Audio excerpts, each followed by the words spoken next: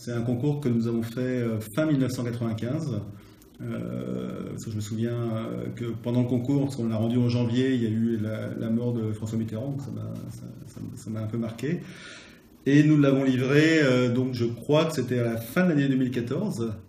J'ai vraiment vu depuis le concours jusqu'au chantier, parce que j'assure aussi le chantier, j'ai vu toutes les phases d'un projet longuement mûri. 20 ans c'est long, c'est peut-être un peu trop long, mais bon. Et donc c'était un grand plaisir d'avoir assisté à toutes ces réunions, ces multiples réunions. J'ai rencontré des multiples personnes, d'entreprises, médecins, administratifs. Voilà, donc je me suis enrichi d'un projet qui est pour moi un peu le summum pour l'architecte d'un hôpital. C'est pas tous les jours qu'on fait un hôpital, c'est vraiment un peu le summum d'une carrière d'architecte.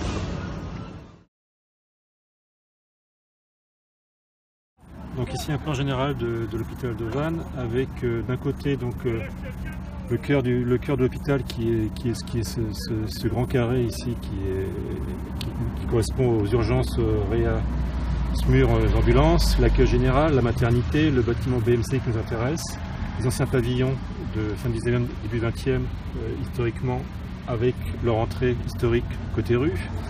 L'hôpital militaire historique avec son entrée qui était côté route de Nantes, et l'étang au Duc.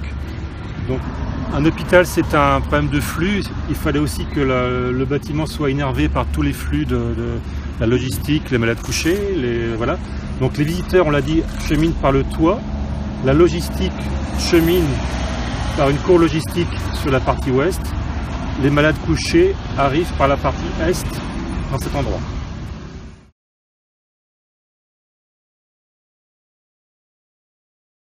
Nous, on avait fait des gros projets, mais on était quand même une petite structure qui faisait que du concours public, alors que Arco a toujours, je pense qu'il a gardé cette spécificité de faire à la fois des maisons individuelles, des pharmacies, de l'industriel, du concours public. Il avait cette capacité à répondre comme ça un petit peu à tous les domaines, alors que nous, on était uniquement spécialisés dans le concours public. Et je pense que quand on s'est rencontrés, il y a eu cette découverte de deux agences quand même un petit peu différentes dans leur fonctionnement.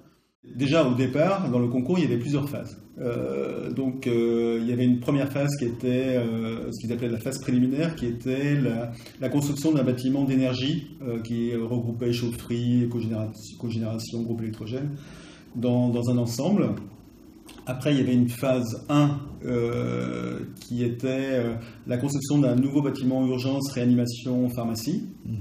Après, il y avait une phase 2 bis qui était la construction d'un bloc de chirurgie ambulatoire dans les bâtiments existants, à la place justement des urgences et de la pharmacie qui se déplaçaient dans le bâtiment de la phase 1.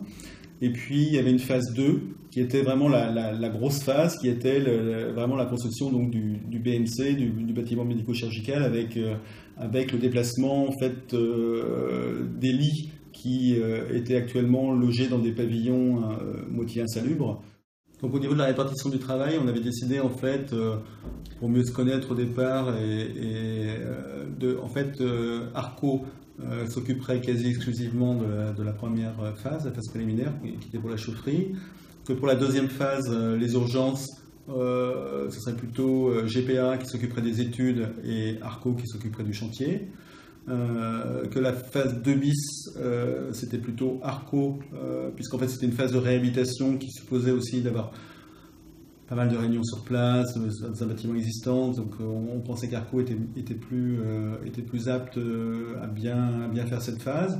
Et puis on s'était dit que pour la phase 2 qui arrivait plus tard dans le temps, là du coup on était des équipes qui se connaissaient bien, et donc là on se partageait le bâtiment.